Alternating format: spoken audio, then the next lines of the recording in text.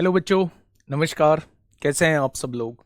उम्मीद करता हूं कि आप सब लोग अच्छे होंगे, बेहतरीन होंगे, लाजवाब होंगे, एकदम बिंदास होंगे और साथ ही बहुत अच्छे से आप लोग अपनी पढ़ाई को कर रहे होंगे। तो एक बार सभी मेरे प्यारे दोस्त बताएंगे भाई, कैसे हैं आप सब लोग? कैसी चल रही है आप लोगों की पढ़ाई? एकदम शानदार, एकदम ज़बरदस्त, बहुत बेहतरीन तरीके से आप लोग अपनी पढ़ाई को कर रहे होंगे। तो हम लोगों का जो टॉपिक चल रहा है वो स्टैटिक्स चल रहा है ना। नाम लेने का कार्यक्रम बाद में करेंगे, पहले शुरुआत करते हैं डायरेक्ट पढ़ाई से, बिना टाइम को वेस्ट किए हुए। ठीक है? तो मेरे प्यारे दोस्त, लास्ट क्लास में जो हम लोगों ने पढ़ा था वो रेंज पढ़ा था। और रेंज के बारे में अगर मैं बात करूं तो मैंने आपको बताया था कि सबसे बड़ी वैल्यू में से अगर सबसे छोटी वैल्यू हम लोग घटाते हैं तो वो रेंज यानी परास आ जाती है। अगर मुझे रेंज निकालना है तो रेंज यानी कि परास हम लोग इसी को बोलते थे।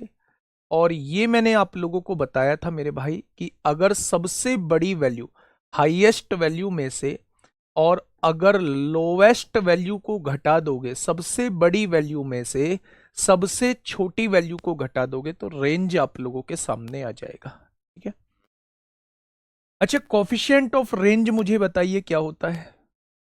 परास का गुणांक मुझे बताइए कितना होता है भाई? कॉफिशिएंट ऑफ रेंज, परास का गुणांक क्या बताया था मैंने?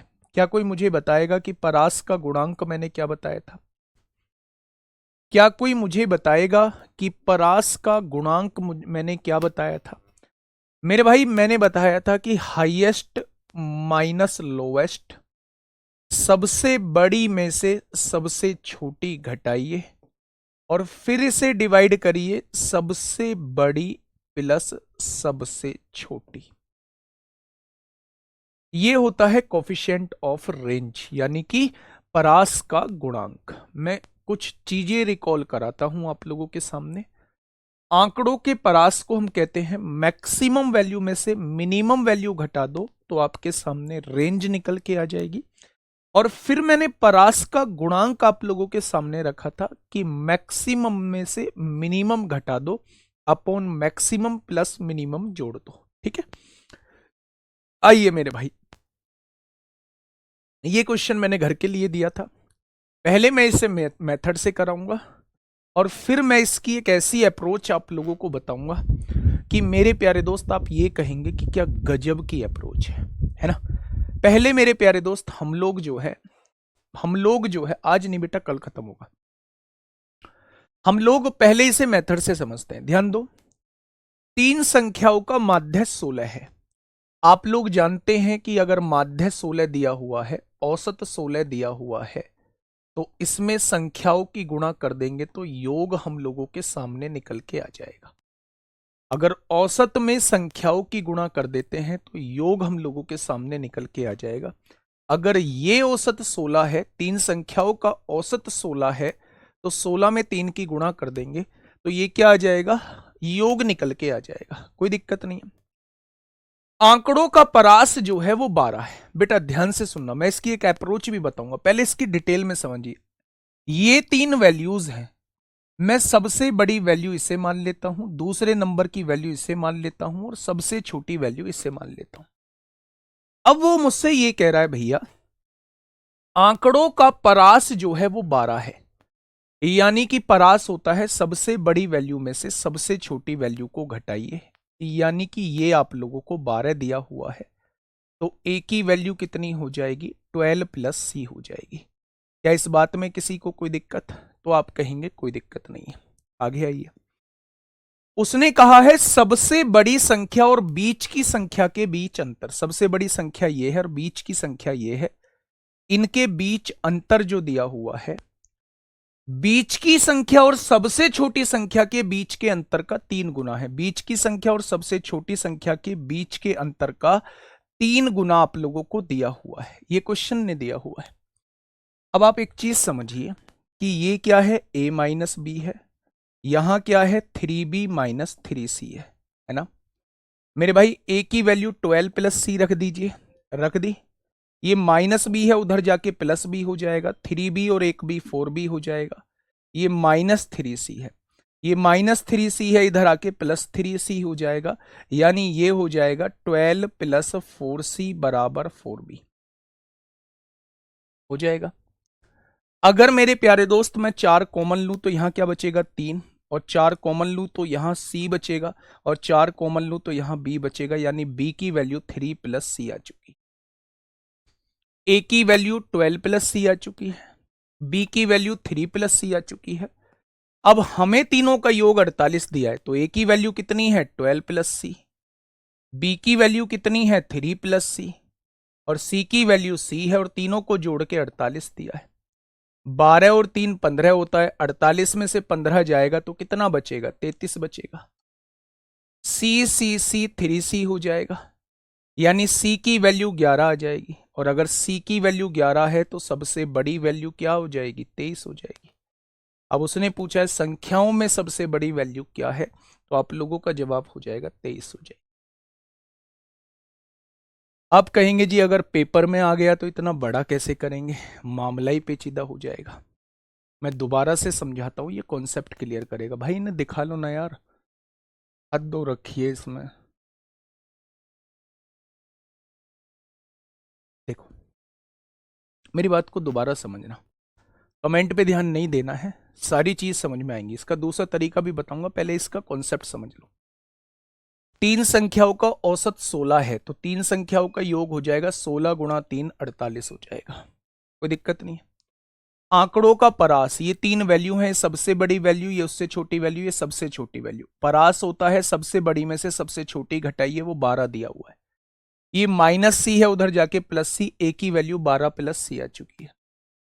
उसने कहा है सबसे बड़ी और उससे छोटी संख्या के बीच का अंतर, बीच वाली संख्या और उससे छोटी के बीच के अंतर का 3 गुना दिया हुआ है।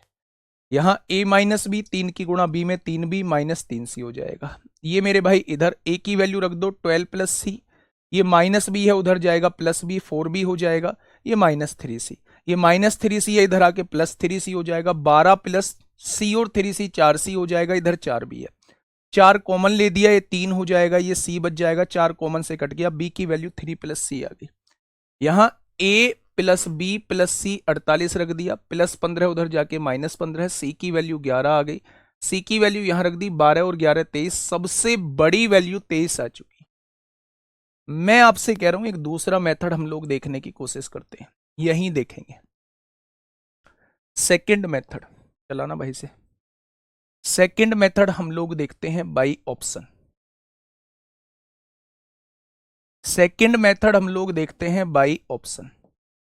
बाई ऑप्शन कैसे सॉल्व होगा, ध्यान से समझने की कोशिश करना। परास को परिसर कहते हैं कि हाँ वो ही होता है भाई, परास परिसर ही होता है। अब देखना बहुत आराम से समझना, 3 संख्याओं का माध्य जो है वो 16 है, यानी 3 संख्याओं को जोड़ के कितना आना चाहिए 48, ये बात समझ में आ गई है। सबसे बड़ी संख्या में 22 मान लेता हूं, एग्जाम्पल सबसे बड़ी संख्या में 22 मान लेता हूं, उसने सबसे बड़ी संख्या ही तो पूछी है। अब क्वेश्चन को आगे सॉल्व करते हैं। सबसे बड़ी संख्या और बीच की संख्या के बीच का अंतर, बीच की संख्या, अच्छा उसने कहा है आंकड़ों का परास 12 है, यानी सबसे बड़ी और सबसे छोटी में अंतर जो आना चाहिए वो 12 आना चाहिए, तो यहां आपको 10 लेना पड़ेगा, तभी तो 22 में से 10 जाएगा 12 आएगा। अच्छा मुझे ये बताइए तीनों संख्याओं को जोड़ के 28 आ रहा है, 22 और 10 32 हो गया, तो ये कितना होगा 16 होगा, होगा। अब वो क्या कह रहा है बच्चे, वो कह रहा है सबसे बड़ी संख्या और बीच की संख्या के बीच का अंतर कितना है 6 है, सबसे छोटी संख्या के बीच का अंतर, बीच और सबसे छोटी बीच का अंतर का 3 गुना है, क्या इसका 3 गुना है, नहीं है, ये जवाब नहीं होगा। ऐसे ही मेरे प्यारे दोस्त उसे चेक कर लीजिए, इस वाले को मैंने सबसे बड़ी संख्या 21 मान ली, परास जो है वो कितना दिया है 12 दिया है, तो 21 में से 12 गया, ये 9 हो जाएगा, 21 और 9 30 हो गया, तीनों को जोड़ के 48 है, तो ये 18 हो जाएगा। उसने कहा इन दोनों के बीच का अंतर कितना है 3 है, इन दोनों के बीच के अंतर का 3 गुना है, क्या इसका 3 गुना है, नहीं है, ये भी जवाब नहीं होगा। 23 ले लीजिए मेरे भाई सबसे बड़ी संख्या, मैंने सबसे बड़ी संख्या 23 ले ली, परास उसने 12 दिया हुआ है, तो ये संख्या कौन सी होगी, ये संख्या हो जाएगी 11, भाई 23 में से 11 जाएंगे 12 बचेगा, 23 ये हो चुकी है, 11 ये टोटल 34 हो गया, 48 में से 34 जाएगा, ये 14 बच जाएगा, इन दोनों के बीच का अंतर कितना है मेरे प्यारे दोस्त? तो आप कहेंगे इन दोनों के बीच का अंतर है 13 में से 4 गया 9 बचेगा, है ना। और इन दोनों के बीच का अंतर है 3। क्या इसका 3 गुना है? बिल्कुल, सब कुछ सही बैठ रहा है। ऑप्शन नंबर सी हो जाएगा, ऑप्शन नंबर सी हो जाएगा। क्या ये बात समझ में आ गई? तो आपने कहा जी ये बात समझ में आ गई, ठीक है जी। चलिए, तो ये बाई ऑप्शन आप लोग कर लेंगे और ये मेथड से। बढ़िया क्वेश्चन था, इंपोर्टेंट क्वेश्चन था मेरे भाई, इंपोर्टेंट क्वेश्चन था, ठीक है, बहुत बढ़िया। चलिए आगे बढ़े बेटा। औसत अगर 16 है 3 संख्याओं का, तो औसत में संख्या की गुणा कर देते हैं। 3 संख्या है तो आपके पास योग निकल के आ जाता है। चलिए बताइए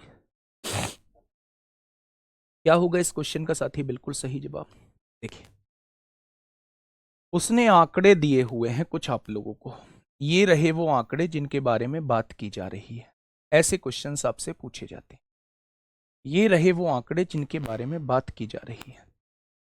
उसने कहा है माध्यिका, बहुलक और परास। माध्यिका क्या है? ए को माध्यिका कह रहे हैं, बहुलक को हम बी कह रहे हैं और परास को हम सी कह रहे हैं। और आपसे वो इस एक्सप्रेशन की वैल्यू पूछना चाह रहा है। आसान क्वेश्चन है। पहले माध्यिका निकाल दो, ए की वैल्यू। माध्यिका यानी अरेंज करो उन्हें बढ़ते हुए क्रम में, और जो ठीक बीच वाली वैल्यू है वो मेरे प्यारे दोस्त माध्यिका होगी, ठीक है। अब मेरे प्यारे भाई मुझे एक बात बताइए, मेरे प्यारे भाई मुझे एक बात बताइए, कितनी वैल्यूज हैं? 1 2 3 4 5 6 7 8 9 10 11 12 13 14। 6 इधर कर दीजिए, 6 इधर, 12 हो गई। 7वें नंबर की और 8वें नंबर की का जो एवरेज होगा ना, वही मेरे प्यारे दोस्त माध्यिका हो जाएगी। मीडियन क्या होता है? कैसे निकालते हैं मीडियन? मीडियन में पहले हम अरेंज करते हैं उन्हें असेंडिंग ऑर्डर और डिसेंडिंग ऑर्डर में। ठीक बीच में जो संख्या आती है उसे हम लोग मीडियन कहते हैं। अब 7वीं वैल्यू कौन सी होगी? सबसे छोटी वैल्यू क्या है? 2 है। फिर क्या है मेरे भाई? 3 है। 1 2 3, फिर 4, फिर 5, फिर 6, और 7वीं संख्या एक तो 5 आ जाएगी। 7वीं संख्या एक तो 5 आ जाएगी, और 5 के बाद कौन सी है? 7 है। 8वीं संख्या 7 आ जाएगी। इन दोनों का एवरेज जो होगा ये आपका मीडियन आ जाएगा। आ गया मेरे प्यारे दोस्त मीडियन, यानी ए की वैल्यू आ चुकी है 6। अब बी को उसने बहुलक बोला है। सबसे ज्यादा बार रिपीट कौन सा हुआ है? 4 हुआ है। यहां भी है, यहां भी है 2, और एक और जगह था 4। सबसे ज्यादा बार 3 रिपीट हुआ है भाई। फिर तो यहां भी है एक 3, यहां भी है एक 3, यहां भी है 3 बार 3 रिपीट हुआ है, तो बहुलक जो हो जाएगा वो 3 हो जाएगा। परास, सबसे बड़ी में से सबसे छोटी घटा दो। सबसे बड़ी 17 है और सबसे छोटी 2 है। 17 में से 2 गया तो 15 आ जाएगा। सी की वैल्यू जो है वो 15 आपके सामने आ जाएगी, ठीक है। 6 तिया 18 माइनस 3 दूनी 6 और सी की वैल्यू 15। 18 और 15 33 में से 6 जाएगा तो 27 कितने बच्चों का जवाब आ गया है? ये तो पुराना क्वेश्चन है। क्या इस डाटा की आप मीडियन निकाल लोगे? जी निकाल लेंगे। परास निकाल लोगे? जी निकाल लेंगे। सबसे बड़ी में से सबसे छोटी घटा देंगे। क्या मेरे भाई आप बहुलक निकाल लोगे? जी निकाल लेंगे। जो सबसे ज्यादा बार रिपीट होगा वही तो बहुलक होगा। माध्यिका याद है ना? अरेंज कर लेंगे। परास मतलब रेंज, अरेंज कर लेंगे उन्हें। जो ठीक बीच में आएगी वही माध्यिका होगी। अगर ठीक बीच में 2 वैल्यूज हैं तो दोनों का एवरेज माध्यिका होगी। चीजें दिमाग में बैठ रही है ना? तो आप कहेंगे जी बैठ रही है। नेक्स्ट क्वेश्चन की तरफ आओ बेटा, बताओ। इसे तो आप बता ही देंगे। आंकड़ों का परास का गुणांक क्या है? कोफिशिएंट ऑफ रेंज क्या है? कोफिशिएंट और ऑफ रेंज क्या है मेरे भाई? तो आप कहेंगे सबसे बड़ी वैल्यू में से सबसे छोटी वैल्यू घटाओ। 60 में से 15 गया, 45 बचा। सबसे बड़ी वैल्यू में सबसे छोटी वैल्यू जोड़ो। 60 में 15 जोड़ा, 75 आ गया। 15 पंजे 75, 15 तिया 45 होगा, 15 पंजे 75 होगा। तो आंसर क्या हो जाएगा? 0.6 हो जाएगा।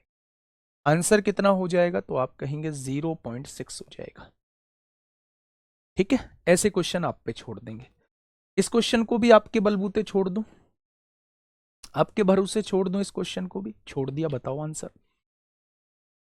छोड़ दिया आपके भरोसे भाई, बताइए क्या होगा इस क्वेश्चन का साथी। बिल्कुल सही जवाब, बढ़िया क्वेश्चन एकदम आपके सामने। यदि किसी वितरण में सबसे बड़ा मान 80 है, सबसे बड़ा मान 80 है, सबसे छोटा मान 20 है, तो वो आपसे फिर से परास का गुणांक पूछना चाह रहा है। फिर से परास का गुणांक यानी कोफिशिएंट ऑफ रेंज पूछना चाह रहा है।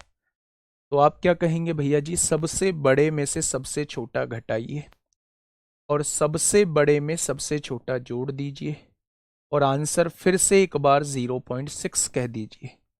क्या ऐसा तो नहीं लग रहा जी, जब भी कोफिशिएंट ऑफ रेंज पूछेगा आंसर हमेशा 0.6 आएगा? ऐसा तो नहीं लग रहा? ऐसा नहीं है, वो बात अलग है कि दोनों का आंसर 0.6 आया है, लेकिन हर टाइम ऐसा नहीं होगा। आपको फॉर्मूला याद रखना है, बड़े में से छोटा घटाइए अपॉन बड़े में छोटा जोड़ दीजिए। ठीक है जी, चलिए बहुत बढ़िया, बहुत शानदार, बहुत लाजवाब। नेक्स्ट, बहुत इंपॉर्टेंट पार्ट है, बहुत इंपॉर्टेंट पार्ट है। ये लिखा हुआ मैं आपसे कहूंगा ही नहीं कि लिखे हुए में कुछ देखो, क्योंकि लिखा हुआ अगर समझाया ना तो भाई साहब हवा खराब आप अपनी भी करोगे और मेरी भी कर दोगे। पूछ पूछ के आप हवा खराब करने वाले हो। अब मैं आपको समझाता हूं कि वेरिएंस आखिर निकालते कैसे हैं। दो चीजें हम लोगों को पढ़नी है, एक वेरिएंस पढ़ना है, एक स्टैंडर्ड डेविएशन पढ़ना है। ठीक है, देखिए हेडिंग बनाइए, प्रसरण कैसे निकालते हैं। हेडिंग बनाइए, प्रसरण कैसे निकालते हैं, यानी कि वेरिएंस कैसे निकालते हैं मेरे भाई। फॉर्मूला आप लोगों को याद रखने की आवश्यकता बिल्कुल भी नहीं है, बिल्कुल भी नहीं है फॉर्मूला याद रखने की जरूरत। ठीक है, पर थोड़ी सी प्रैक्टिस करनी पड़ेगी। ठीक है, देखिए दोस्त मेरे ध्यान से सुनना, आजा क्लास बोरिंग लगने लगी है, हर वो एक चीज बोरिंग लगी है जो मेरे भाई सफलता में सबसे ज्यादा रोल प्ले करती है। हर एक वो चीज देर से समझ में आई है जो हमारे लिए अच्छी होती है।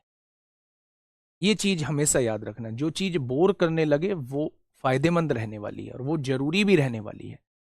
मजे वाली चीज कभी भी तुम्हारे, जो आपको मजा देती है ना, जो आपको बोर नहीं करती, वो कभी भी आपके काम नहीं आने वाली है। किसी भी चीज में प्रैक्टिकल करके देख लेना इस बात को। ठीक है, समझ गए होंगे क्या कहना चाह रहा हूं, समझदार हो यार इतने तो। देखिए अब सुनिए दोस्त मेरी बातों को, वेरिएंस हम लोग निकालते कैसे हैं। मैं ये कहना चाह रहा हूं, आपके पास 5 संख्याएं दी हुई हैं। पहली संख्या 2 है, दूसरी संख्या 5 है, तीसरी संख्या 7 है, चौथी संख्या जो है वो 6 है और पांचवी संख्या जो है वो 5 है। पांचवी संख्या को ले दो, 5 2 7 7 14 6 20, और यहां ले दो पांचवी संख्या को 10 ले देते हैं। मुझसे पूछा गया कि इसका वेरिएंस क्या होगा। मैं आपसे दो चीजें पूछ रहा हूं, एक तो मैं वेरिएंस आपसे पूछ रहा हूं, एक तो मैं आपसे वेरिएंस पूछ रहा हूं, इस सागर जायसवाल को ब्लॉक कर देना, और एक आपसे यही स्टैंडर्ड डेविएशन पूछूंगा, ब्लॉक करो इसे, है ना। स्टैंडर्ड डेविएशन आपसे पूछ रहा हूं, ठीक है। चलिए मेरी बातों को समझना, ये दोनों बातें एक दूसरे से रिलेट करती हैं मेरे भाई। ठीक है, मैं ये कह रहा हूं कि अगर वेरिएंस आपसे पूछा जाए, कभी भी किसी भी डाटा का वेरिएंस आपसे पूछा जाए, तो वेरिएंस को हम डिनोट करते हैं सिग्मा स्क्वायर से। हमें सिग्मा स्क्वायर की वैल्यू निकालनी है। सबसे पहले ऐसे केस में आप लोग जो है वो मीन निकालिए, मीन यानी कि माध्य निकालिए। कैसे निकालते हैं माध्य?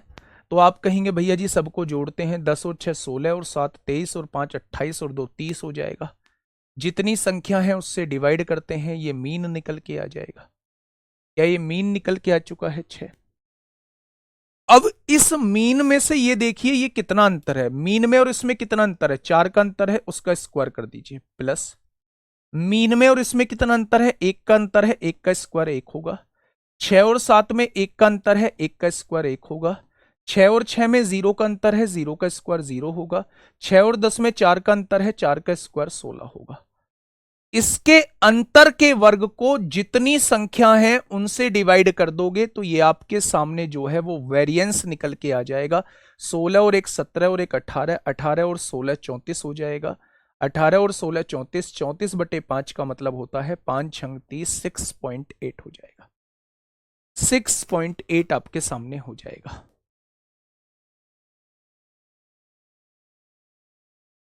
ठीक है,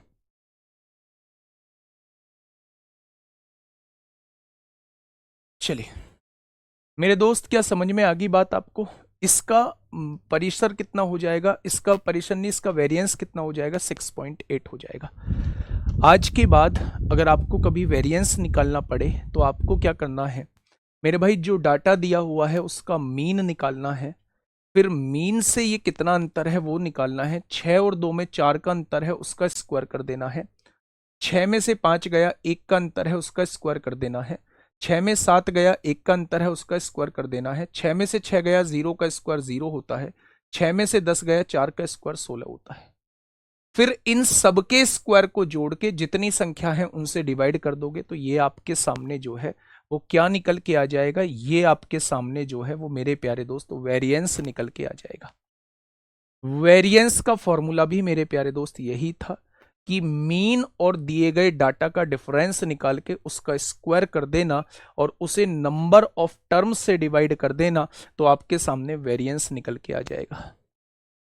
आपके सामने वेरिएंस निकल के आ जाएगा। ठीक है, हमेशा ऐसे ही हम लोगों को करना होगा। ठीक है, अच्छा मुझे ये बताइए स्टैंडर्ड डेविएशन क्या होता है? तो वेरिएंस जो निकल के आया है आप लोगों का, उसी का अंडर रूट अगर हम लोग कर देंगे तो हमारा मानक विचलन यानी कि स्टैंडर्ड डेविएशन निकल के आ जाएगा। मानक विचलन यानी कि स्टैंडर्ड डेविएशन हम लोगों का निकल के आ जाएगा। क्या ये मेरी बात समझ में आ गई? मैंने दो चीजें आप लोगों को बताई यहां। मैं ये कहना चाह रहा हूं कि अगर कोई डाटा आप लोगों को दिया हुआ है, आप लोगों से प्रसरण पूछ रहा है, तो मेरे भाई सबसे पहले आप लोग मीन निकालिए। मीन के डिफरेंस, मीन और डाटा के डिफरेंस का स्क्वायर का सम कर दीजिए और उसे नंबर ऑफ टर्म्स से डिवाइड कर देंगे तो मेरे प्यारे दोस्त आप लोगों के सामने जो है वो वेरिएंस निकल के आ जाएगा। और वेरिएंस का अंडर रूट अगर आप लोग कर देंगे तो मेरे प्यारे दोस्त आप लोगों का स्टैंडर्ड डेविएशन आ जाएगा।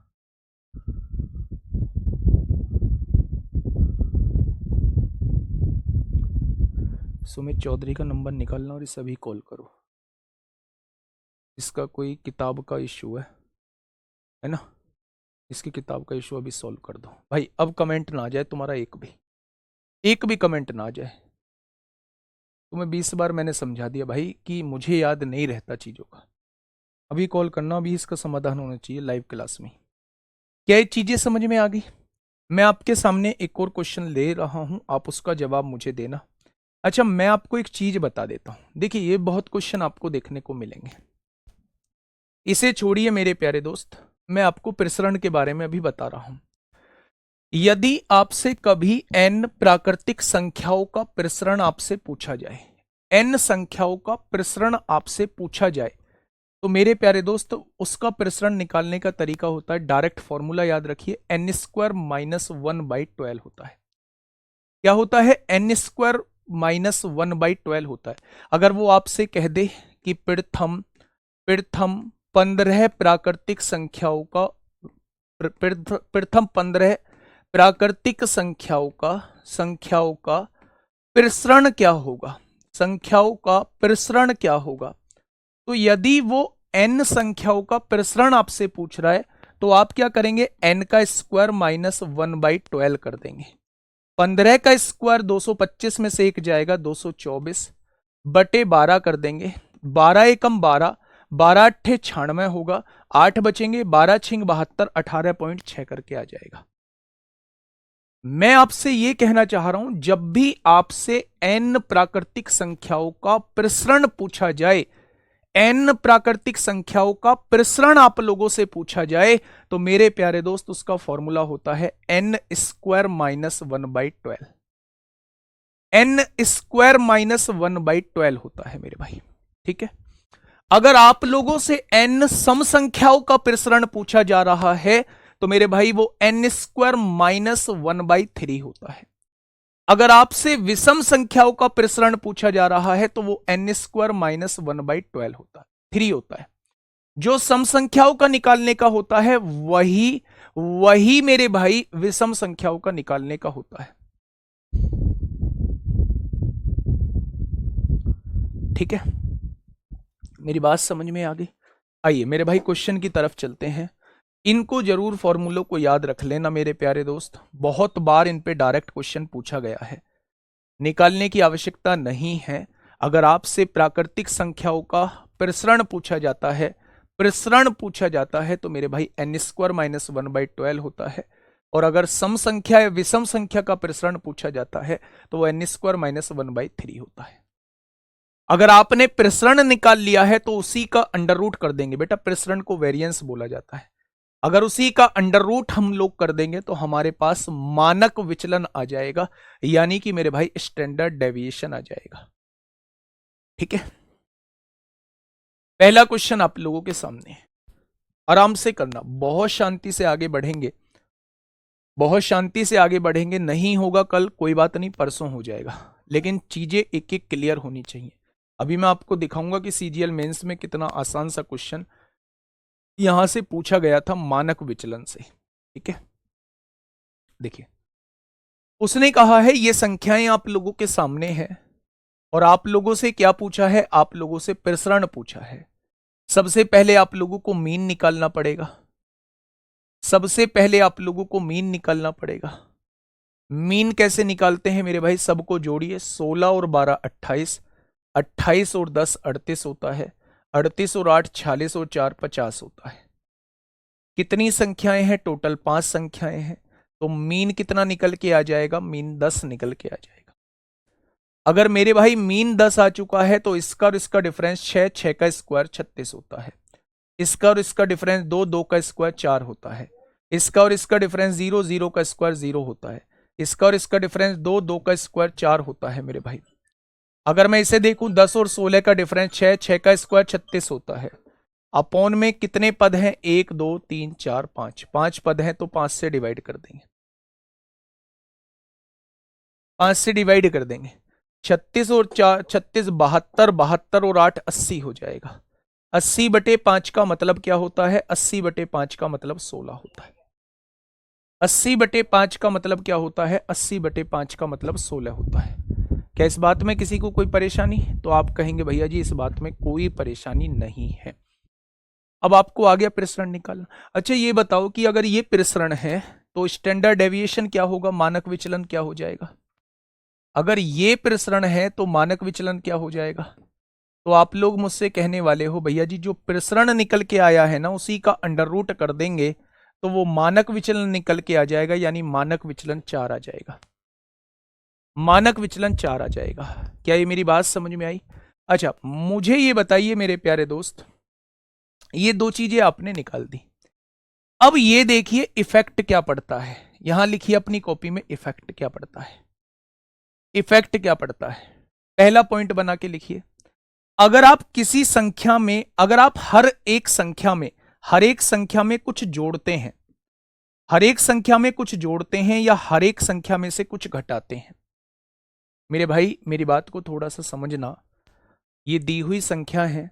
अगर आप हर एक संख्या में कुछ जोड़ते हैं या हर एक संख्या में से कुछ घटाते हैं तो मेरे भाई मानक विचलन और प्रसरण पे कोई फर्क नहीं पड़ता। मानक विचलन और प्रसरण पे कोई फर्क नहीं पड़ता। मानक विचलन और प्रसरण पे कोई फर्क नहीं पड़ता, कोई फर्क नहीं पड़ता, नो इफेक्ट, कोई फर्क नहीं पड़ता। और यही क्वेश्चन सीजीएल मेंस में इस बार पूछा गया है 2026 में कि अगर उसके मानक, अगर उसकी प्रत्येक टर्म में से 7 घटा दिया जाए तो उसके मानक विचलन पे क्या फर्क पड़ेगा? तो आप कहेंगे मानक विचलन पे कोई फर्क नहीं पड़ेगा। आज के बाद अगर वो हर एक टर्म में से कुछ घटा रहा है या हर एक टर्म में कुछ जोड़ रहा है तो मानक विचलन पे मेरे प्यारे दोस्त कोई फर्क नहीं पड़ेगा, कोई फर्क नहीं पड़ेगा। ठीक है, अब आप कहेंगे जी इसे करके दिखा दो, तो मेरे भाई आप एक काम करना, मैं ये घर के लिए आप लोगों को टास्क देता हूं कि यहां हर एक संख्या में आप 2 की या 3 की गुणा करना, और जब 2 या 3 की गुणा करके आप लोग जो है उसका वेरिएंस और स्टैंडर्ड डेविएशन निकालेंगे, तो आप देखेंगे जितना अब आ रहा है उतना ही वेरिएंस और स्टैंडर्ड डेविएशन तब आएगा। निकाल के देखना मेरे भाई, क्योंकि मीन भी बढ़ेगा, डिफरेंस बढ़ेगा, डिफरेंस वही रहेगा। मीन भी, अगर ये वैल्यू बढ़ी है तो मीन भी बढ़ेगा, और मीन बढ़ेगा तो मेरे भाई डिफरेंस उस केस में नहीं बदलता है। कुल मिला के आप लोग ये याद रखिएगा कि मेरे भाई अगर आपने इन हरेक संख्याओं में कुछ जोड़ा या कुछ घटाया, मान लो आपने सब में 5 जोड़ दिया, मान लो आपने सब में 3 घटा दिया, तो आपसे पूछेगा उसके मानक विचलन पे क्या फर्क पड़ेगा, आप कह देना कोई फर्क नहीं पड़ेगा। वेरिएंस पे क्या फर्क पड़ेगा, आप कह देना कोई फर्क नहीं पड़ेगा। ठीक है, अब यहां लिखिए अगर किसी में मल्टीप्लाई के करते हैं, अगर किसी में मल्टीप्लाई के करते हैं मेरे भाई, तो मेरे भाई मानक विचलन भी के गुना हो जाएगा, मानक विचलन में भी के की गुणा हो जाएगी, मानक विचलन में भी के की गुणा हो जाएगी, और प्रसरण में के स्क्वायर की गुणा हो जाएगी, प्रसरण में के स्क्वायर की गुणा हो जाएगी। मेरे भाई ध्यान से सुनना, क्योंकि मानक विचलन का स्क्वायर करके ही प्रसरण आता है, प्रसरण का वर्गमूल करके ही मानक विचलन आता है। आज के बाद अगर किसी हरेक संख्या में आपने के की मल्टीप्लाई करी और आपसे ये पूछा कि भैया जी इसके प्रसरण पे क्या फर्क पड़ेगा, तो आप कहना प्रसरण जो है इसका के स्क्वायर टाइम्स हो जाएगा, मानक विचलन के टाइम्स हो जाएगा, स्टैंडर्ड डेविएशन के टाइम्स हो जाएगा, और वेरिएंस जो है वो के स्क्वायर टाइम्स हो जाएगा। ये सेम वैल्यू है भाई, या तो 10 जोड़ना ही होगा, या 10 घटाना ही होगा, या 12 की मल्टीप्लाई ही करनी होगी, या 14 12 से मतलब 12 की मल्टीप्लाई, कोई भी सेम वैल्यू की मल्टीप्लाई करनी होगी। ठीक है, बहुत बढ़िया। अब आप थोड़ा सा आगे आइए, अगर आप डिवाइड करते हैं, किसी को डिवाइड करते हैं, मान लो आपने हर एक टर्म को के से डिवाइड किया, तो फिर से वही मानक विचलन भी के से डिवाइड हो जाएगा, मानक विचलन भी के से डिवाइड हो जाएगा, और प्रसरण जो है वो के स्क्वायर से डिवाइड हो जाएगा, मानक विचलन भी के से डिवाइड हो जाएगा, और प्रसरण भी के स्क्वायर से डिवाइड हो जाएगा। बेटा ऐसे कराने लगा फिर तो ये शाम निकल जाएगी, है ना। मैं तो ये कह रहा हूं कि आप इसमें एक बार करके तो देख लीजिए खुद। चलो मैं दिखा देता हूं, इन सारी संख्याओं में आपने 2 जोड़ दिया, 4 और 2 6 हो गया, 8 और 2 10 हो गया, 10 और 2 12 हो गया, 12 और 2 14 हो गया, 16 और 2 18 हो गया। आपने हर एक संख्या में 2 जोड़ दिया। अब आप इनका मीन निकालिए, 18 और 14 कितना हो जाएगा, 32, 32 और 12 44 और 10 52, 52 और 6 58 हो जाएगा, 58 हो रहा है भाई, है? 2 जोड़ा है ना, 4 2 6 8 2 10 10 2 12 12 2 14 16 2 18 हो जाएगा, 10 और 6 16 16 और 12 28 28 और 4 32 10 42 8 50 10 60 हो जाएगा। अगर मैं देखूं कितने टर्म्स हैं, तो आप कहेंगे 5 टर्म्स हैं, क्या मीन जो है वो 12 आ जाएगा। अच्छा आप मुझे बताइए, 12 और 6 का अंतर 6 है, 6 का स्क्वायर 36 आएगा, 12 और 10 का अंतर 2 है, 2 का स्क्वायर 4 आएगा, 12 और 12 का अंतर 0 है, 0 का स्क्वायर 0 आएगा, 12 और 14 का अंतर 2 है, 2 का स्क्वायर 4 आएगा, 12 और 18 6 का अंतर 6 का स्क्वायर 36 आएगा। वही तो डिफरेंस आ रहा है, वही तो डिफरेंस आ रहा है मेरे भाई। मैं आपसे ये कह रहा हूं, अगर दी गई संख्या में आप कुछ भी जोड़ते हो या कुछ भी घटाते हो, तो आपका वेरिएंस और स्टैंडर्ड डेविएशन पे कोई फर्क नहीं पड़ेगा। 2 ही क्यों जोड़ा है मूर्ख प्राणी, कुछ भी जोड़ लो, 2 का एग्जाम्पल दिया है,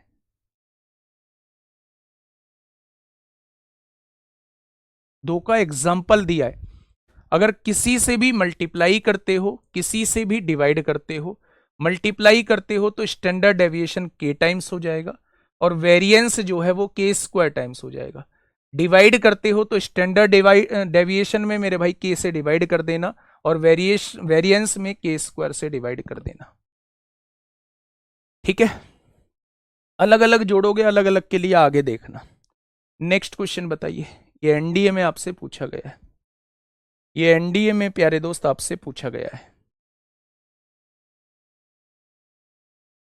बताइए क्या होगा इसका बिल्कुल सही जवाब। फटाफट बताएंगे बच्चे, क्या होगा इस क्वेश्चन का बिल्कुल सही जवाब। देखिए, सांख्यिकी की परीक्षा में 10 छात्रों द्वारा प्राप्त किए गए अंक आप लोगों को दिए हैं, ये 10 छात्रों ने अंक प्राप्त किए हैं। वो आपसे ये कह रहा है सबसे बड़े 5 परीक्षणों का प्रसरण बताइए। सबसे बड़े निकाल लो भाई, सबसे बड़ा कौन सा है, सबसे बड़ा 50 है, तो आपको एक तो 50 लेना है, सबसे बड़े 5 परीक्षण लेने, उसके बाद आपको 47 लेना है, उसके बाद 47 लेना है, 47 के बाद क्या लेना है, 41 लेना है, 41 के बाद क्या लेना है, 35 लेना है, और 35 के बाद क्या लेना है, 32 लेना है। आप लोगों को इन 5 परीक्षणों का प्रसरण निकालना है, वेरिएंस निकालना है। निकालिए भाई, पहले तो मीन निकाल दीजिए। 7 और 1 8 5 13 2 15 को 5 हासिल 1, 3 और 1 4 3 7 4 11 4 15 5 20 हो जाएगा। कितनी संख्याएं हैं, टोटल 5 संख्याएं हैं, यानी कि इनका मीन जो हो जाएगा वो 41 हो जाएगा। अब मीन में से घटाइए, 41 में से 50 जाएंगे 9, 9 का स्क्वायर 81, 41 में से 47 जाएंगे 6 का स्क्वायर 36, 41 में से 41 जाएंगे 0 हो जाएगा, 41 में से 35 जाएंगे तो 6 का स्क्वायर 36 हो जाएगा, और 41 में से 32 9 का स्क्वायर 81 हो जाएगा। और मेरे भाई जितने पद हैं उतने से डिवाइड कर दीजिए, क्या प्रसरण निकल के आ जाएगा आपके सामने। 81 और 36, 81 81 162 होते हैं, और 36 36 72 होते हैं। और मेरे भाई 5 से डिवाइड कर दीजिए, 2 और 2 4 होगा, 16 और 7 23 होगा। आप जब 5 से डिवाइड करेंगे, 5 चौक 20 होगा, 5 छंग 30 होगा, 5 अट्ठे 40 होगा। तो सबसे बड़ी 5 वैल्यूज का वेरिएंस कितना आ जाएगा, तो आप कहेंगे 46.8 आ जाएगा।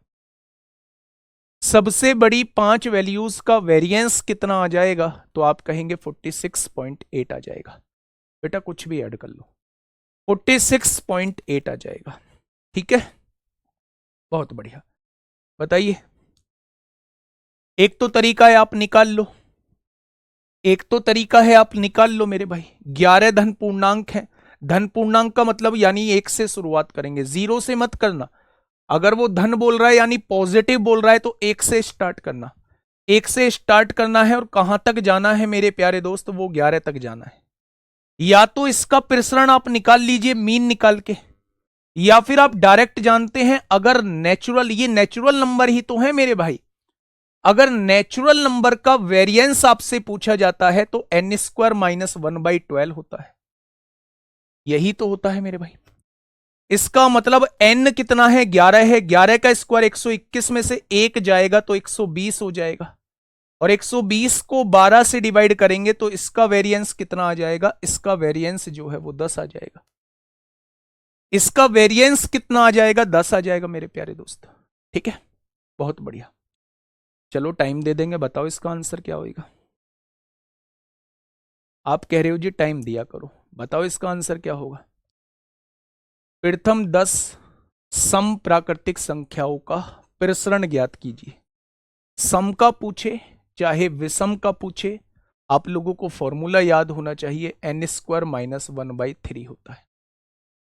अगर मैं यहां से पूछूं 10 सम प्राकृतिक संख्या है तो 10 का स्क्वायर 100 होगा, -1/3, यानी कि 99/3 करेंगे, और 99/3 का मतलब क्या होता है, यानी इसका प्रसरण जो है वो 33 आ जाएगा।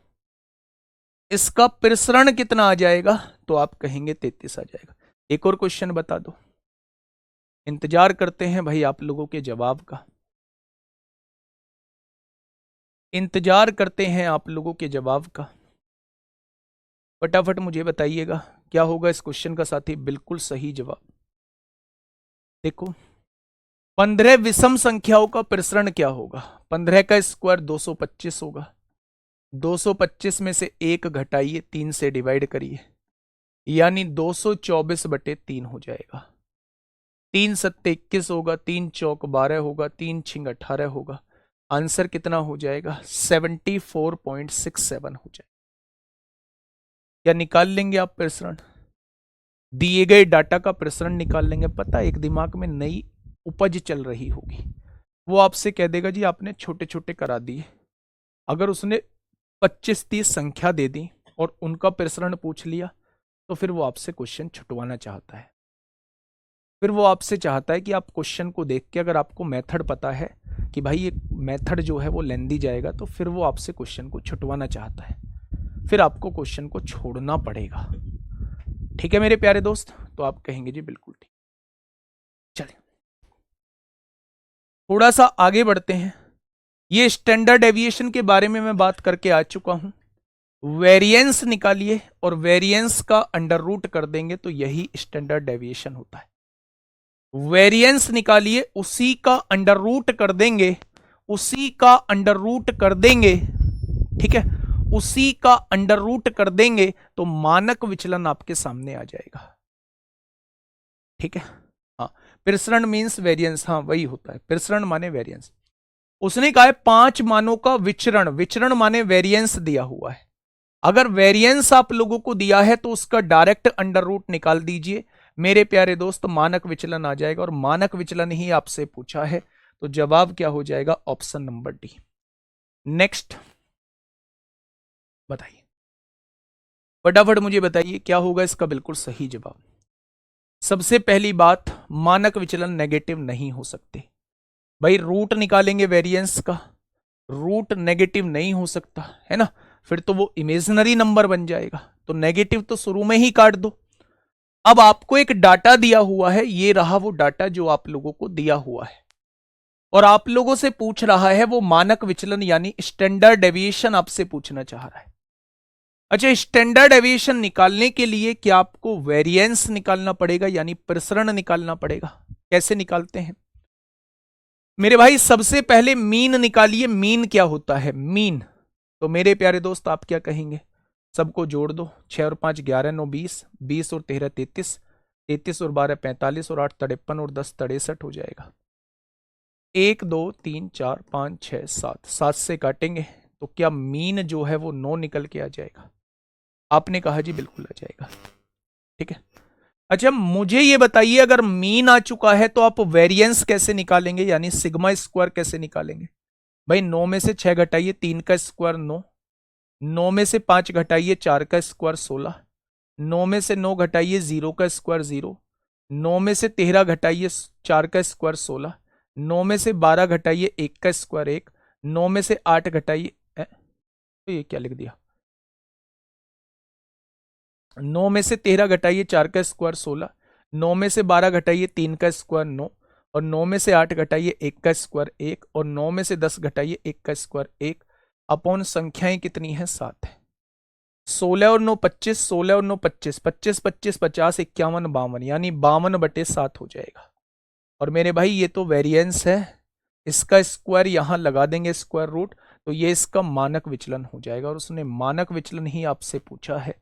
Option number A is the correct answer. मानक विचलन कैसे निकालेंगे मेरे प्यारे दोस्त? अगर हम प्रसरण का अंडर रूट कर देंगे तो प्रसरण के अंडर रूट को ही मानक विचलन कहते हैं। प्रसरण के अंडर रूट को ही मानक विचलन कहते हैं। क्या कहते हैं? मानक विचलन कहते हैं। ठीक है, देखना भाई ये एनटीपीसी सीबीटी, हाँ एनटीपीसी सीबीटी 1 में आपसे पूछा गया है। एनटीपीसी सीबीटी 1 में आपसे पूछा गया है। अच्छा, वैसे निकालोगे क्वेश्चन हो जाएगा बहुत कैलकुलेटिव। जब भी आपको कोई समांतर श्रेणी दी गई हो, बच्चा ध्यान से सुनना, जब भी आप लोगों को कोई समांतर श्रेणी दी गई हो और आप लोगों से क्या पूछा हो? मानक विचलन पूछा हो। आप लोगों से मानक विचलन पूछा हो, मानक विचलन पूछा हो, आप लोगों से मानक विचलन पूछा हो, तो कैसे निकालेंगे? क्या कोई मुझे बताएगा? वैसे तो तरीका मैंने बता दिया है। ये कितनी वैल्यूज आप लोगों को दी गई हैं? ये 6 वैल्यूज आप लोगों को दी गई हैं। अब इन 6 वैल्यूज का मानक विचलन निकालना है। तो पहले वेरिएंस निकालना पड़ेगा। अब वेरिएंस निकालोगे कैसे? पहले इसका मीन निकालना पड़ेगा, मीन का और इसका डिफरेंस निकालना पड़ेगा, और फिर उसका स्क्वायर करके मेरे भाई नंबर ऑफ टर्म्स से डिवाइड करना पड़ेगा। तो ये हो जाएगा प्रोसेस बहुत बड़ा। मेरे प्यारे दोस्त, अब आप मुझे ये बताइएगा कि इसके एपी में अगर ये दी हुई है तो मानक विचलन कैसे निकलता है?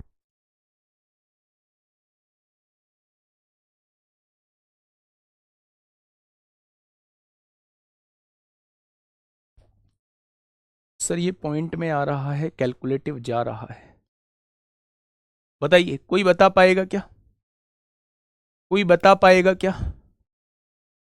देखिए मेरे भाई, अगर मैं आपसे ये कहता हूं कि मेरे भाई सबसे पहले आपको मोड के अंदर डी लेना है, डी मतलब दो पदों के बीच का अंतर लेना है, फिर अंडर रूट के अंदर N square minus one by कितना होता है फॉर्मूले में? 3 है या 12 है? N square minus one by 3 है या 12 है? 5 से, हाँ 5 से गुणा हुआ है, 12 है। ध्यान से सुनना मेरे प्यारे दोस्त, मैं इसे मेथड से भी अभी आप लोगों को बता दूंगा, बहुत लेंदी चला जाएगा, लेकिन अब मेरी बात सुनिए।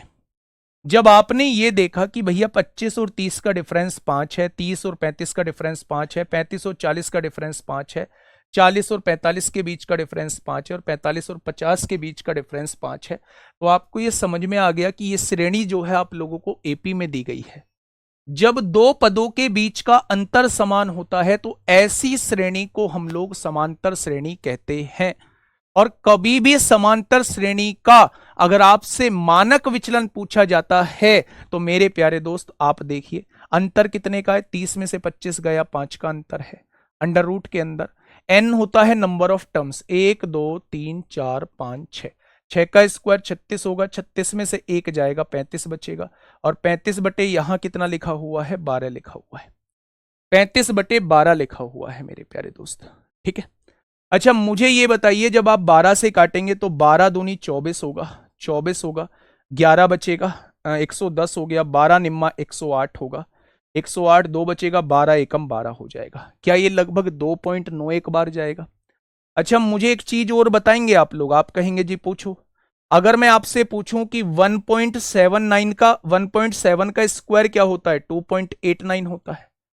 क्या ये 2.89 के लगभग लगभग है? यानी इसका जो वर्गमूल हो जाएगा वो लगभग लगभग 1.7 के करीब हो जाएगा, लगभग लगभग 1.7 के करीब हो जाएगा। तो मेरे भाई 17 पंजे 85, लगभग लगभग 8.5 के नजदीक हो जाएगा, लगभग लगभग 8.5 के नजदीक हो जाएगा। याद रखना इस फॉर्मूले को कि जब भी कोई श्रेणी जो है, अच्छा एग्जामिनर भी आप लोगों के साथ ये नहीं चाहेगा कि अगर आपके मन में एक ख्याल आ रहा हो कि वो 25-30 संख्या दे देगा और फिर वो आपसे मानक विचलन पूछेगा। आप पिछले क्वेश्चंस उठा के देखिए, वो बहुत कैलकुलेटिव चीजें नहीं देता है, और कैलकुलेशन वाली चीजें देता है तो वो कुछ ऐसा कॉन्सेप्ट देगा जिससे क्वेश्चन का जवाब जल्दी आ जाएगा। और अगर उसने वास्तव में कैलकुलेशन का क्वेश्चन दिया है तो फिर वो आपसे छुटवाना चाहता है। मेरी बात को समझने की कोशिश करिए, शांत होइए, पहले अपने आप को थोड़ा सा शांत करिए। आज हमने दो चीजों पे बात की, पहला वेरिएंस पे बात की, दूसरा मानक विचलन पे बात की। वेरिएंस हमें निकालना आ गया तो मानक विचलन में कुछ नहीं होता, वेरिएंस का अंडर रूट ही मानक विचलन होता है। पहली बात क्लियर।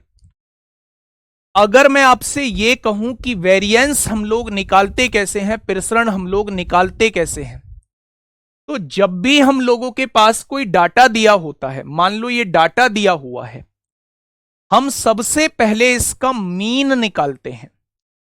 मीन निकालने के बाद जो मीन में और इसमें डिफरेंस होता है उसका स्क्वायर करके जोड़ देते हैं। जितनी संख्याएं होती हैं उनसे डिवाइड कर दोगे तो ये वेरिएंस आ जाएगा, और वेरिएंस का अंडर रूट अगर कर देंगे तो वो हमारे पास मानक विचलन निकल के आ जाएगा। अब जब आप इस क्वेश्चन को करते हैं तो चीजें पॉइंट में चलती हैं, चीजें पॉइंट में चलती हैं, और पॉइंट में कैलकुलेशन हो जाएगी थोड़ी सी बड़ी। मेरे प्यारे दोस्त अगर मैं आपसे यह कहूं कि इसका मुझे मानक विचलन निकालना है, यानी स्टैंडर्ड डेविएशन निकालना है, तो मेरे प्यारे दोस्त अगर कोई डाटा एपी में आप लोगों को दिया हुआ है, एपी मतलब इन दोनों पदों के बीच का अंतर जो है वो समान लिखा हुआ है, तो मेरे प्यारे दोस्त आप उस केस में इस वाले फॉर्मूले का यूज कर सकते हैं, इस वाले फॉर्मूले का यूज कर सकते हैं। पहले लेंगे मेरे प्यारे दोस्त, पहले लेंगे मेरे प्यारे दोस्त आप लोग डिफरेंस, दो पदों के बीच का डिफरेंस डी कहलाता है, एन होता है नंबर ऑफ टर्म्स, उसके स्क्वायर में से एक घटा के 12 से डिवाइड कर देना। ठीक है, तो मेरे प्यारे दोस्त आप ये कहेंगे डिफरेंस जो है वो 5 दे रखा है, एन जो है वो टोटल टर्म्स जो है वो 1 2 3 4 5 6 का स्क्वायर, 36 में से एक गया 35/12, 12 दूनी 24, 12 निम्मा 108, 12 एकम 12, 2.91 का अंडर रूट लगभग 1.7 होता है। ठीक है जी, ये बात समझ में आ गई, बहुत बढ़िया। अच्छा एक बात बताइए, कितने बच्चों को ये लग रहा है जी अगर इसका मेथड और हो जाता ना काम बन जाता, अपना मेथड और हो जाता तो काम बन जाता, हमें ये चीजें समझ में आ जाती, कैलकुलेशन बैठेगी। मैं फिर से कह रहा हूं मेथड की जरूरत नहीं है, लेकिन ऐसा नहीं है ये चीज मेथड से नहीं होगी, मेथड से एक बार करके देखना, ये चीज मेथड से भी होगी। ठीक है, बहुत बढ़िया बेटा, पता ऐसे चलेगा, हाँ पता ऐसे चलेगा कि बीच का अंतर समान है, तो आप ये फॉर्मूला लगा देंगे। आप कहेंगे अगर बीच का अंतर समान नहीं हुआ, तो वो तो निकाल रखा है, जब बीच का अंतर समान नहीं होगा, जब बीच का अंतर समान नहीं होगा तो वो तो निकाल रखा है। ठीक है, चलिए मेरे प्यारे दोस्त थोड़ा सा आगे मैं बढ़ता हूं। इस क्वेश्चन का जवाब 2025 एनडीए में पूछा गया क्वेश्चन है, एनडीए में पूछा गया क्वेश्चन है।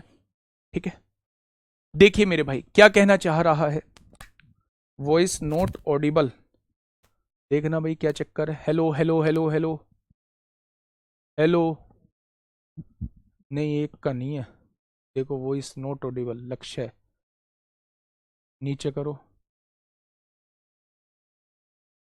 लक्ष्य की दिक्कत आ रही है भैया, लक्ष्य अपने इस मामले को देख, सबका मामला फर्स्ट क्लास है दोस्त, तेरे साथ ही दिक्कत है।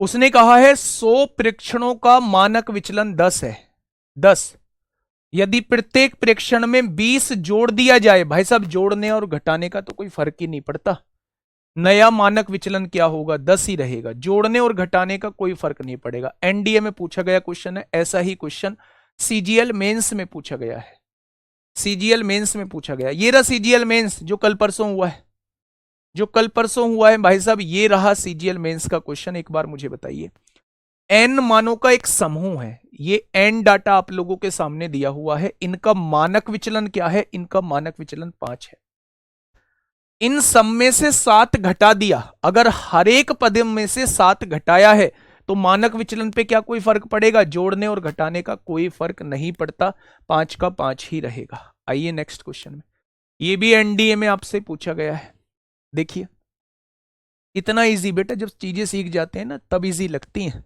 अगर नहीं पता होता तो पता नहीं क्या क्या कर रहे होते दोस्त।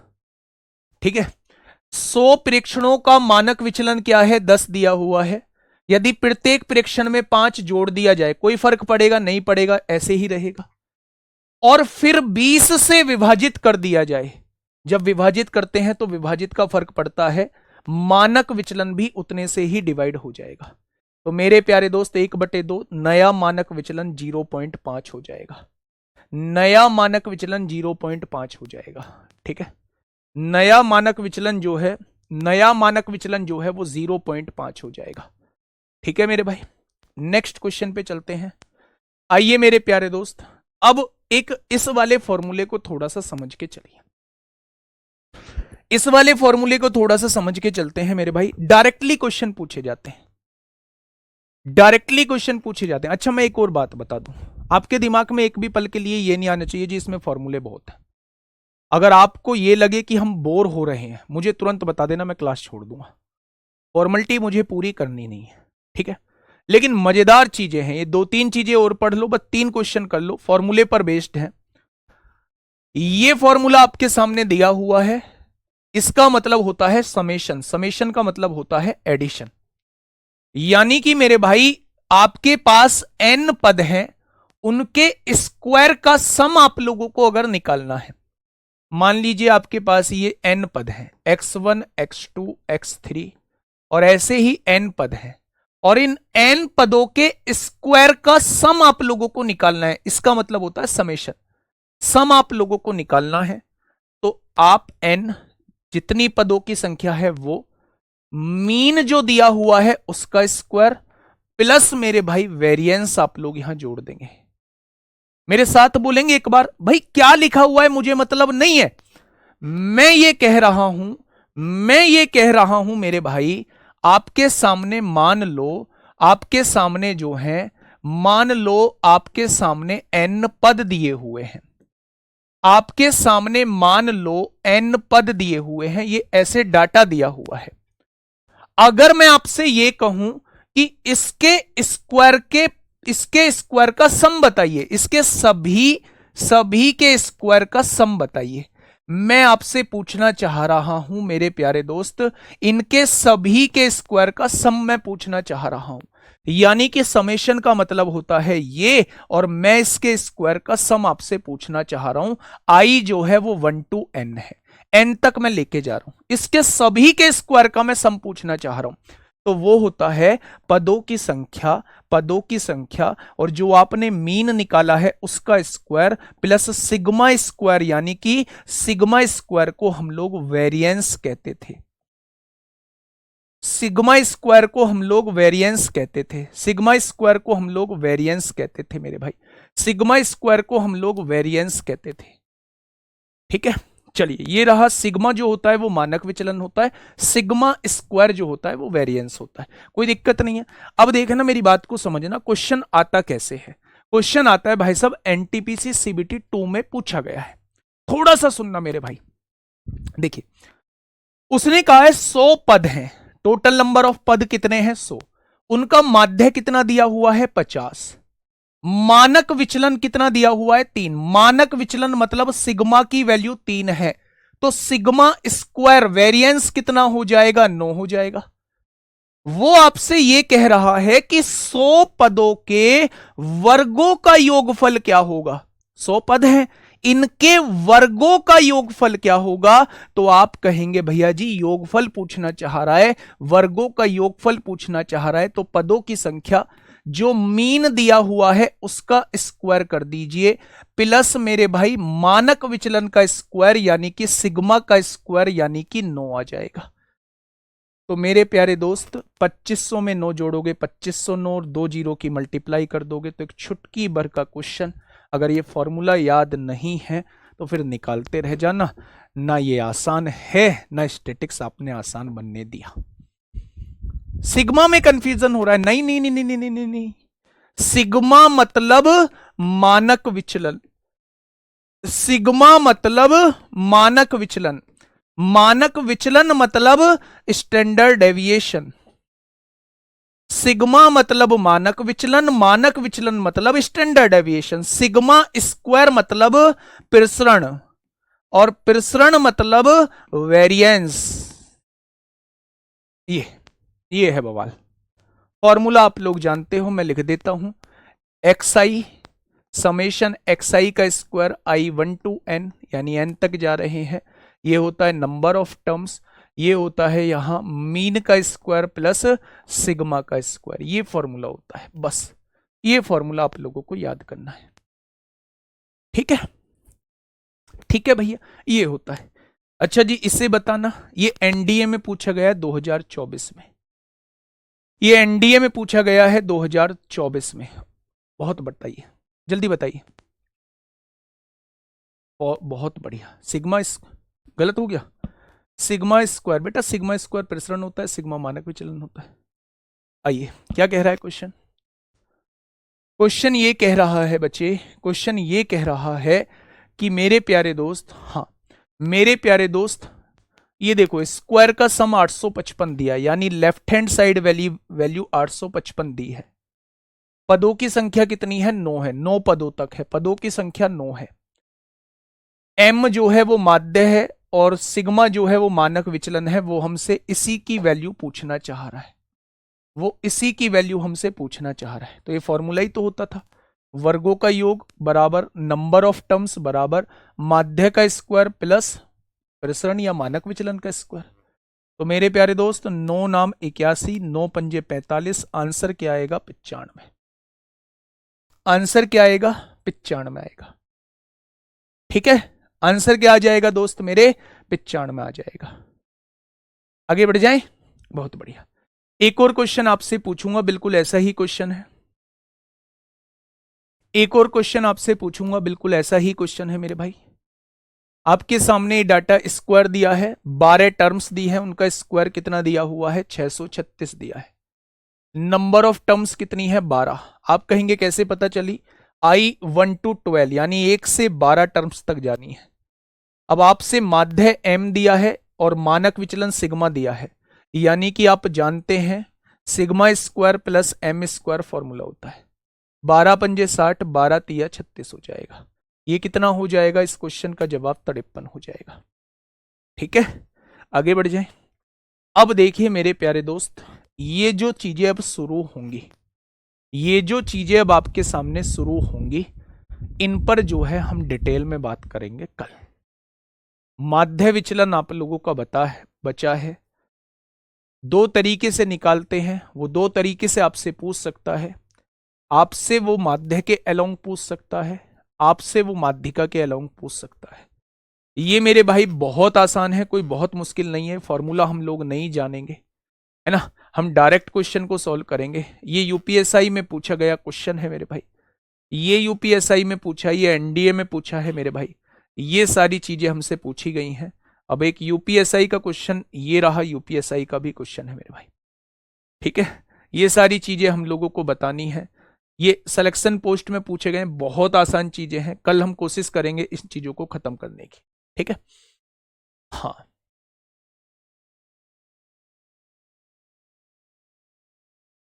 ठीक है मेरे भाई, चलिए आगे बढ़े, आगे कल बढ़ेंगे मेरे भाई। यहीं पे हम लोग अपनी आज की क्लास को खत्म करते हैं। कल हम लोग यहां से पढ़ने वाले हैं, कल हम लोग यहां से पढ़ने वाले हैं। ठीक है, ओके, टाटा बाय बाय, धन्यवाद। 67 फिर से देख लीजिए, 67 देख लेते हैं भाई। 67 में क्या बवाल आया, 100 पदों का माध्य और मानक विचलन दिया हुआ है। मानक विचलन मतलब सिग्मा की वैल्यू, सही है, बिल्कुल बिल्कुल सही है भाई साहब। ये मानक विचलन 3 दिया हुआ था, तो मानक विचलन का स्क्वायर होता है ना, तो 3 का स्क्वायर 9 हो जाएगा, बिल्कुल सही है। ठीक है।